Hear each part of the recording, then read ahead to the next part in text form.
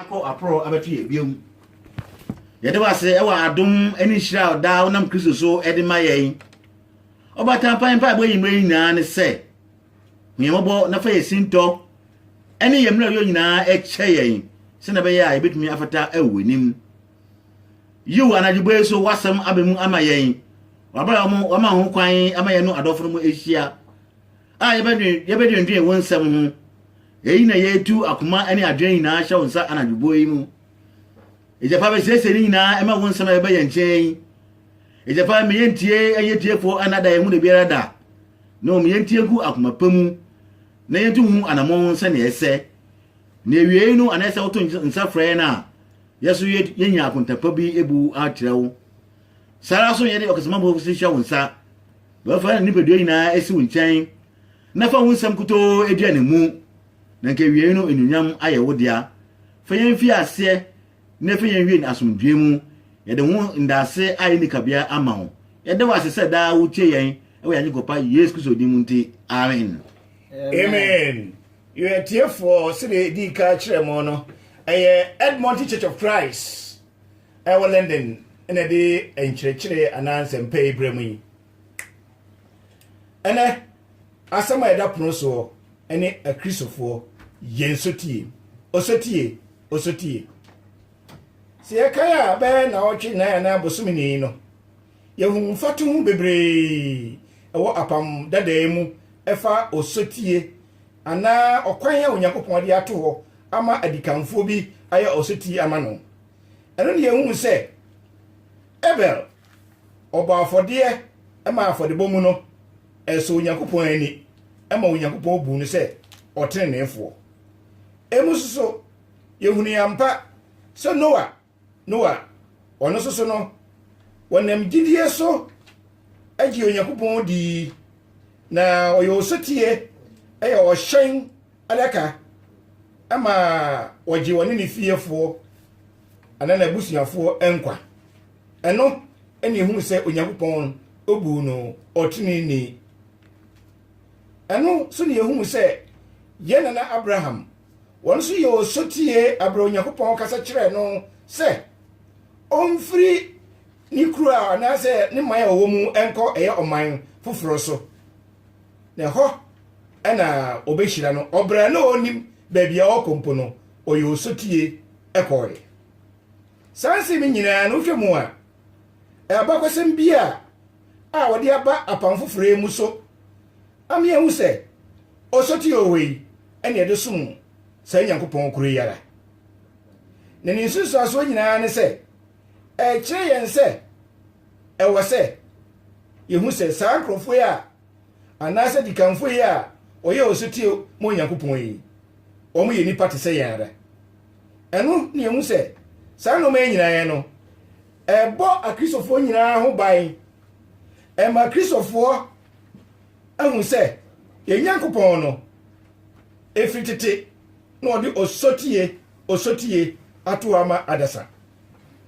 na migidi ye kase pa se enema kristofo so ese atia se adikanfo a omni asmafo na nkasa nante ye no wo so omonam so eye osotie na no ana ene ewiase ye owe ye bede hu se no kwasem nie ensori a aba anai anya bia no wo mo no eso ye wo asutie ema Onyankopon ye bede hu sa no manyira mini a wutie me ti masemi eya abakwasam bia asida ye mfanye mfato ho ebeye mfie 1949 ye wo okwamkani bi ana okromfo bi a o Hollywood wa America a ni dindi Mickey Cowan no wanamfo bi a ono ombokro no a baako e frɛ Jim Valls yi beye ebre bi a etwamu yi wokoi eko asempaka trase wokoye no ohun se Onyankopon asemu yiye pa enti wode no ma Kristo ebra oti Yakopon asem no oho oba fie oho na ohye ase eton na hunyade ni fie ni kai ene no ma ho nyina se eno ma wato ni owie ni nyina no osa de ni nyina ba afode ema ahiafo na no achi ena owura yi obeti Chrisosum fekuo bi a efre say Mabunu Entity Inc. Jim Valve eka kire na dan fe efre Nikika won say ene de wo hu Christo enti wasakra na bra bokura ama afa Christo say e kra aginkwa enam so ma Nikika won so neni baje ho ne ba say won so ko eye asan kapatri asibi no so edi no homa Kristo saa na bra odi no homa Kristo wie no ani nanu ani nansa na owura yi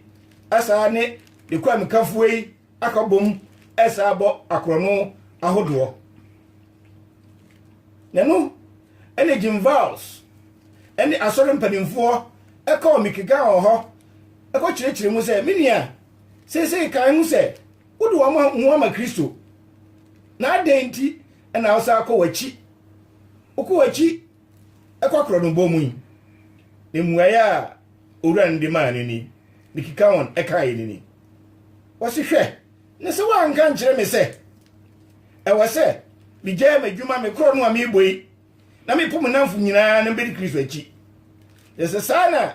etia tie masimi yi pa ye wa Kristofo a omoye enyumtofo ye wa Kristofo a omoye movie stars ye wa Kristofo a omoye kutukubafo nikatufo ye wa Kristofo a omoye business ye wa Kristofo a omoye sojafo ye wa Kristofo a omoye policefo na die na enfumso be na ho se me meye o Kristoni krofo na sa na tie dia minia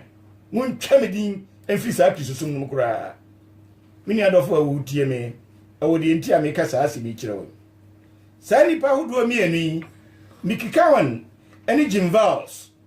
sakrofo emu nyina Nyankopon asem ena sa kire wo mo na su ba ko de ogitumu yie pa ogitumu se wa jai kronobo wa jai no ma no wo ye na brabo mu nyina no wo fa Kristo na wo bedi Onyankopon akwan so abobra se de fata nanso na nafu ba ko de only ogidi se embra obaye Kristo ni no obetimi akoso aye no marada no oye obetimi akoso abokronui obetimi ayo sotie wono mabia ope ho saasemi ini awutie me eno enene ekoso ene Kristosum mu ene ewiasi ensori bebre gidi se asori bia wa asori mra a odi so ene uhwa empepem ahodo a ekoso ensori ahodo mu ama sesei no Onyankopon mra kura no yeri ato nchen ene ensori bebre do mu kan se oh ti asori na o de fa Yesu din bata ho na de ye no ma papa ene nipa ni bebre do mu kan se oh asori de ene de me ma me ne papa e wo mutumu enti no say yo eno an meko ene en sorry bi wo ho a na say a Kristofo ni bi wo a do mo kan say oh ensenkyere ni de okosore le bi nimu a enye ye pensenkyere ni asore ene a Kristofo ni bi wo ho a ni omo ye ni omo ko ni akogi ye ni asa hodo e de agi ye ni amo mi ehwe asem bi a Yesu Kristo kan ye ebra oba ewi ase na wo kyerɛkyerɛ no o kan asem bi tu ho wo John chapter 4 verse 23 and 24 no yankin kan ni hu asem a Kristo kan yi yanhwe dani so na emfa tutu ya brabo mu ni ehu se ekwan bi wo ho a ese onipa fa so yenti Onyankopon asem Yohana sample 39 imadu no miensa ne adu no na bre na oba na du se no kro asorefo be sore agya no wo honhom ene no kura mu na wono osore ne sa no ena gya no hwehwe Nyankopon ye honhom na wono osore no esese osore no honhom ene no kura mu pa sa semi minim se obeka se ene honhom yi ene no kura asia kura ne sei minua me no ya dwen ebre bi atwa mu so de na mi kan no ye beso no honhom ne no kura mu ene de yi na me dia no nyam ne aseda me Nyankopon se twire no mu no o kire sa ansem mienu mu de ye honhom ene de ye no kura no ye be kinkan eye John chapter 6 verse 63 no ebe kire ya de honhom ne e kire ye nti Onyankopon asem Yohanes Empower Transia enyimu aduosia miensa honhom ne de ma nkwa ohonam de anya hwe asem a maka mu no eye honhom ene nkwa sa Onyankopon asem Yesu Kristo ne kasa no o si asem no de wasem eye ewatwere no mu no ene honhom no Onyankopon asem ne ye honhom no ne ye pede ye no kure no so wa ne de yen eno de kinkan eye John chapter 17 verse 17 so also di adanse a kire emie hu ade ye no kure ne ye ntie Onyankopon asem Yohanes Empower Dunson enyimu Dunson ye won konkron e won kure mu wasem eye no kure sa Onyankopon asem na ye no kure nasem no eno ene ye no kure mini awutie me enti ye bese ye hu se die ene ye honhom no a Onyankopon asem die ene ye no kure na Onyankopon asem di say enti na John chapter 14 verse 15 o ka kire ye nse se wodo Onyankopon a ana Yesu kan se wodo me a muni mahede so asem a Onyankopon asem yi asem a Onyankopon ahede yi enne se Kristofo minu mienu nyina yegi ede to ye ho eso ne ye de bobra ebio ye hwemu yi a Yesu Kristo sa ka asem bi ewo eye John chapter 14 verse 25 ni 26 no o ka asem bi wo o ka kire na suafo no wo se ya bekenkan na se yankinkan yo ne hu se fritire no mu mebi nko Yohanes Empower Dunai enyima do nunum ene do nunsia me wo mo nchen yi ena America mo ye num na otujunafo a one hon konkron amaja besoma no medin mu no ono na obekyerekye mo nioma nyina na obeka mo de maka enu nyina mo ye de wase Yesu Kristo na asafo no tiase no oye ne se obesumo ochigirafo no ene hon konkron a obeba be kai wo mo adentira sanse no krom ne se sabohye na Yesu Onyankopon pese onipa a Kristofo yedi ya adwen mu yensusuye ebesom no na emo no ade a Onyankopon asem Yesu Kristo be kae no ene na somafo no befa na de ya de nyina eno ena opese ye wankase yemfa amamre ene wankase yemfa amane na emo no Yesu opese Kristofo ye ya tene ne efo ye osutiefo ne edi nasem so ni sa anti ena Matthew chapter 28 verse 18 to 20 ne so da di kire ebra Yesu Kristo sori fra wufom no wo se wo de osoro ne asase tumi nyina ama me enti mu nkwa mama mu nyina na mko kan sempa no ne de obegi adie no mu na su nhya agya oba ene nkunkrun di mu na afei aha ne hia me pa no monkyerɛkyerɛ wɔn sɛ oni ɔno Kristo no na hyɛdeɛ so adentira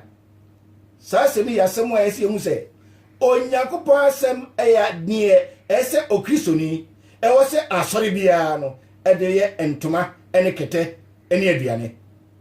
dukwasɛm nie asafo edi kae no ɔmo hyɛ mu den ɛma kristofoɔ a asomafoɔ no ɛbɔ nwasu no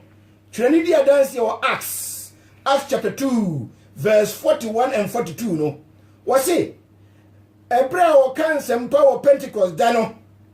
wɔka Onyankopɔn asɛm no wɔka kwan a wɔbɛfa so nya nkwagye no akra bɛn pemiensa ɛne wɔbɔ nwasuo na wɔbɔ nwasuo no ɛdeɛ no wɔkura asomafoɔ ne nkyerɛkyerɛ ɛne ayɔnkoyɛ panu bubuo ene mpaebo mu ene okura wo mu amfa ye tirimu wo mu amfa ya dwen wo mu amfa wo makwan na no kire se me no mienu e wo se ye osutie em Onyankopon asem wei e kire se adikanfo anu mo Kristo mu no omo fa Onyankopon asem so na omo ye osutie em Onyankopon asem ebi o ye to aso a ye kinkan ba bi ti se Acts chapter 5 verse 29 no eno so di adanse ye kire se bra asomafo no wo mo kansempa no sabre no eye Judaism fo na mo wo ho Judafo som no wo mo chi eye asomafo no ne akrisofo edi ka ne bi kogu afiase wo chi wongu afiase no kire ne di adanse ye se anadwodasuo mu ama eye prisoner punu no biebie ema okogira monten to eka Onyankopon asem no na ho ene mpanimfo eye Judafo mpanimfo eti se eye krofo amuchi ongu afiase mu mehwe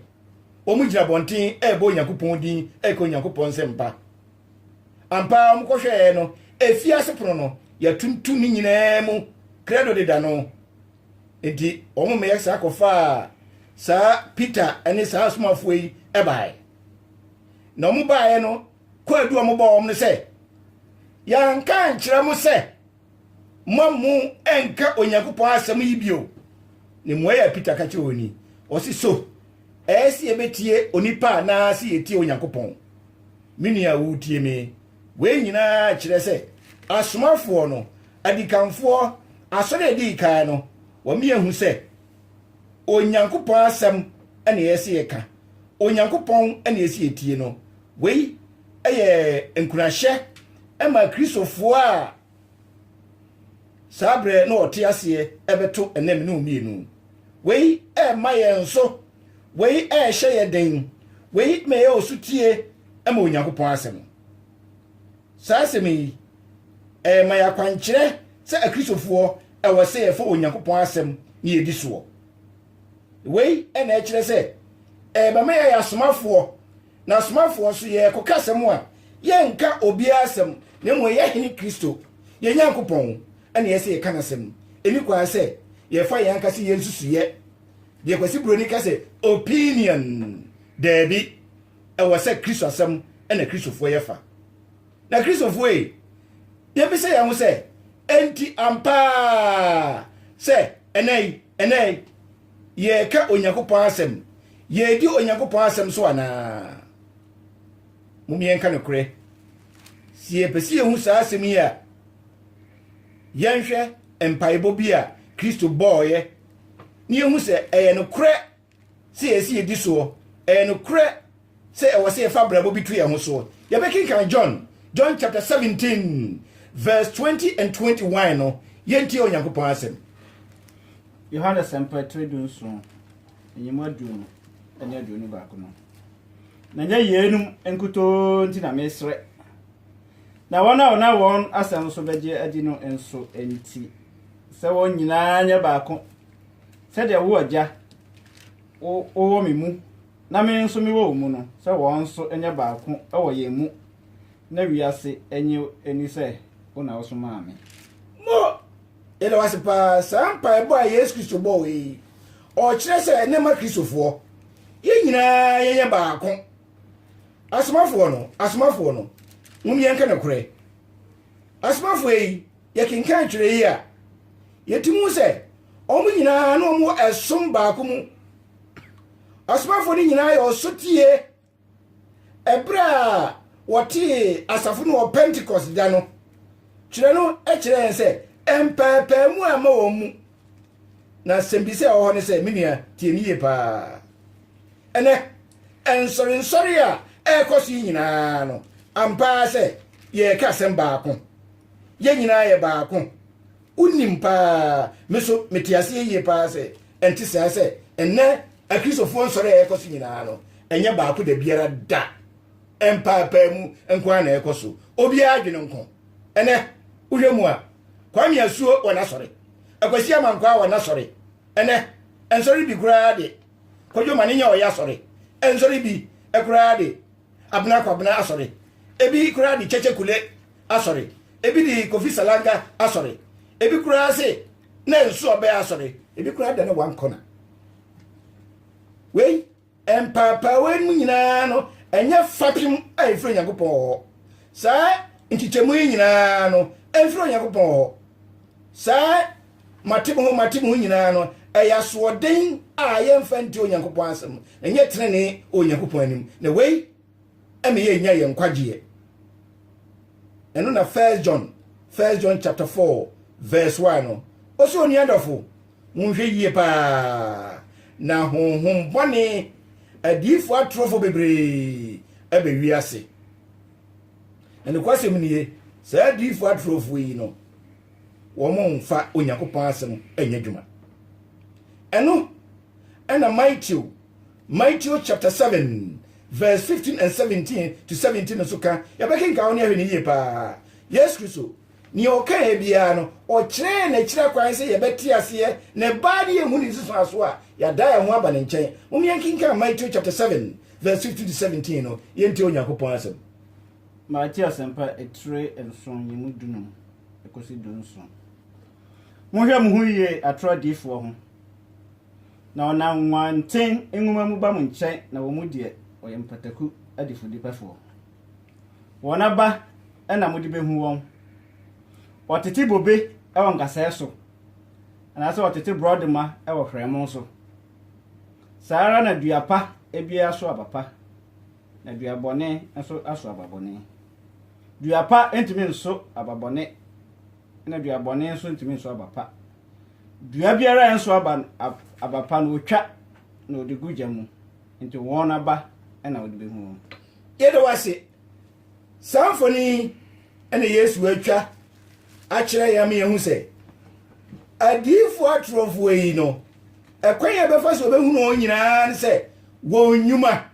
wonyuma na me yehu sɛ ampa wenmu omunyo setie ma Nyankopɔn wenmu omumfo Nyankopɔn akwan so Yesu Kristo o ka kyerɛ ya pa sɛ hwɛ abrabo yi mu yi no sɛ Onyankopɔn bɔ owiase no adie bia no ne nsesoɔ na me yehu ne nsesoɔ na me yehu adekodie ne su saa de yi na e kyerɛ me no mienu sɛ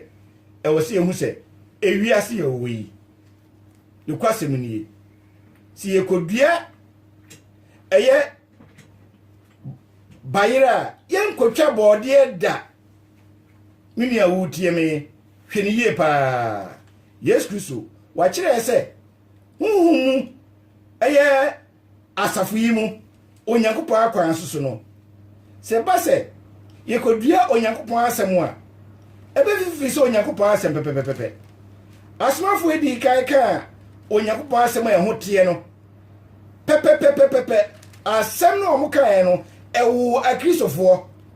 na ewu akristofo no so akristofo no so benya ntetiye san se wo se monkyerɛkyerɛ won so oni ma asɛdeɛ so asɛdeɛ no so ebe kyerɛ akristofo suban a yeso mofa asɛdeɛ no bɛkyerɛ sɛ ampa yɛne yɛ nyinaa no ɛbɛfa Kristo akwan ne kane akristofo kane asafo edi kan no wɔn no mu kura ɛyɛ Kristo nkyerɛkyerɛ wɔn no wɔn fa Onyankopɔn akwan so nene yɛtimi hu no pefe sɛ nsɔre ɛne akristofo yi mini awutie me enye osotie kura ne yema Onyankopɔn asemi ene ensɔre bebre omo kyerɛkyerɛ no mahodoɔ a emfa kwamu ene utu ani kura no a ebinim timi ka sɛ wobɛyɛ sɔfo ani kwa sɛ wo ware mini awutie me wɔsa ka kyerɛ sɛ enuane ana nam bi wɔ hɔ a wontimi nwe enso kɔkyerɛ mu a ɛyɛ 1 Timothy chapter 4 verse 1 to 4 no what can it do was say eni kwa say ekyiri saa no man nyina wo ye sofo wo be ware Onyankopɔn aduane enam abobia no eni kwa say wo kyiri saa so no maka na omo ye enkwada nyina ye bon wasu ene ensempakafo bi wo kora no a ne omo dia betum ne sɛ wo pese obeye o kristoni a de ka kyerɛ wo nyina sɛ ye se ma wo nsaso nebo adeboyefo mpaye na obenya nkwagye mimi awutie me Sasemi, ye wunu twere baabi ada. Asmafo no anya bia nto. Nanso ko Onyankopɔn asɛm a ne ɛwɔ nie. Ɛyɛ Mark chapter 16 verse 15 and 16 no. Yesu kan ɔsɛm ko wiase fa na nyina nkɔka nsɛmpa no. Na de ɔgidie no, mumona su. Wanka sɛ nipa ne gidi wie a mumane mo adebɔyɛfo mpaye. Mini awutie me. Etwa sɛ wo sɛkyerɛ wadwen ne ebo wasu. Na no ne Yesu so kaayɛ wɔ John chapter 3 verse 5 Ebra Nicodemus called in nkyɛn no wɔ se gise wɔde ensuo ɛne honhom no awo ansana wotumi awura Onyankopɔn aheni ne mu. Mini awutie me. Asɛm a Yesu kaayɛ na asɛm a ɛyɛ honhom no ensuo no ɛne asubɔ na ɛbaa ne sɛn yɛ noa ne sɛn ɛna afei deɛ ma nsa so ne bɔ adebɔyɛfo mpaye. Mini awutie me. Ye hwɛ ne yie a Onyankopɔn bɔ adeɛ efiri mfitiase nyinaa no o my osoti akwan ɛde yɛ fapem kai sɛ osoti ɛna Abel yɛ ya ɛnɛ okus yegusu bɔ ne din ɛyɛ osoti Onyankopɔn asɛm na otie mini awutie me ka hu sɛ adeɛ ɛsɛ yɛhyɛ no so ne sɛ yɛ Nyankopɔn no yɛ Nyankopɔn yɛ som no si epesi ye huna kwan a abre nyina no e wo se Yesu tie no wabu ye trenefo kai se Noah won so saa o sotie no ye ya ebra Onyankopɔn ka sa wonye ehye no wante so no wankofo odum wankofo onyina dia wode wowa woye ne kase oye ne tenten oye ne pepepepe sire Onyankopɔn ekire no wei adisuade amam ne omienu ebio kayo Abraham saa so Onyankopɔn ka kire se ko eye enfa Canaan wanka se wanko Haran wanka se wanko Amsterdam red light nemo no wo ko Canaan eno na enana Abraham ene ni nhira abeka me no mienu a ye de ti asi kai se osoti ewi gidie bia kire Onyankopɔn nkyɛn kwai kai sɛ oseti ohwe ɛyɛ trene kai sɛ oseti ohwe ɛyɛ nhyira kai sɛ oseti ohwe ɛyɛ nimdie ni nyansa oseti ohwe ɛma nkɔsoa ɛma woyɛ yie de akosi broni irisi ni ka sɛ prosperity oseti ohwe ɛyɛ nkunimdie oseti ohwe yɛ ka no kura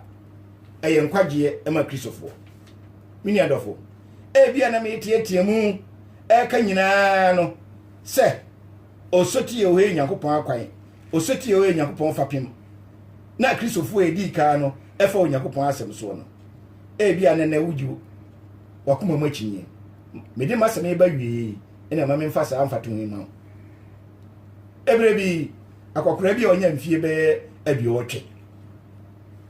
ɛna ɛyɛ ne nana abamu a wanya emfie num aka na nsa na obedi na woda akoda yi na oka kire akoda yi sɛ empetaku mienu bi omuti da ba kupemu na da ba ko omuti mu no ade a omo ya ne sɛ entokwa ɛna omo ako na pataku odika no ni suban a oditi edemu antokwa a okunu nyina ene sɛ ono no boni yahodwe odikura ma afi usan ho a is a prison oye obi a won ka nokure oye obi a ya ho ya oye obi a bufu boni obi a oye pesami nkuminya ahoya yi oni de eche duduro oye wudini oye nsa dwiam sa eye opetoku yi oni aye kura na oye ahomaso he papa ye bia ni mu boni onfa nche da utia ne na so a ene wa nkokora nkaye na opetoku otoso mienu ne de akokora ne ka kire ne ba no ne nana no osi saa eye saa opetoku otoso ne de ono de odo eni je asumdwie abogichere papaye eni da ho nukuridie ene se obenya boaseto wade nyina mu the way ena kwade hwe na nanim isi ya no se nana na se pataku yi omo konkokokoko ye no hwan ena otimi bro no yonko ena nana no ehwe ne bananim saa asoma oka ene se pataku yi mi no di o mana biani di ye no wono ena odi nkumi nini ya wutie me minu mi enu saa na yetie yetu wei papa we yetrim boni we yetrim papa we yakuma mu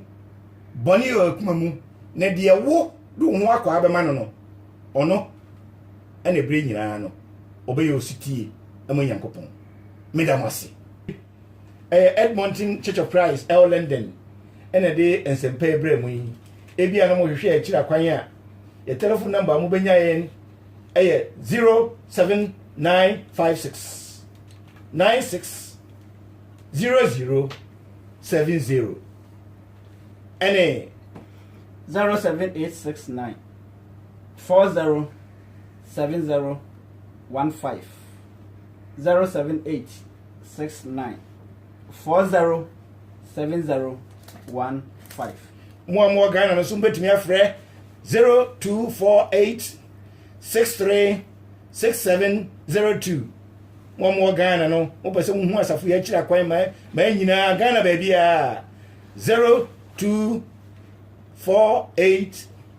636702 ana say Ghana mo betimi afre 0208 208280 Mrs. Diabio 0208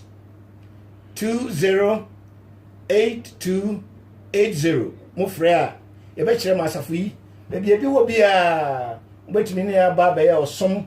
aye nkyerɛkyerɛ mo pɛ so mo sua de wo internet so no so betumi akontentan kase so www.worldbibleschool.org Mrs. Diabio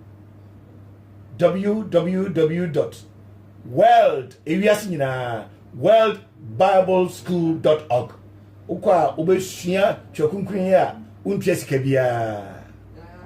ayimrei yene ade nsempa ebra mu yi eye onua pa onyaako na mote ne nka ode eye empaebo ene hu sunsuaso ma yi onua koto eso na ode akenkan asem ene sunsuaso ma mu yi yemi oti akenten na de ensempai ebremu adom mobrohu eni asumdwe a efiri Awurade Yesu Kristo eni entrada yene mu adi nkra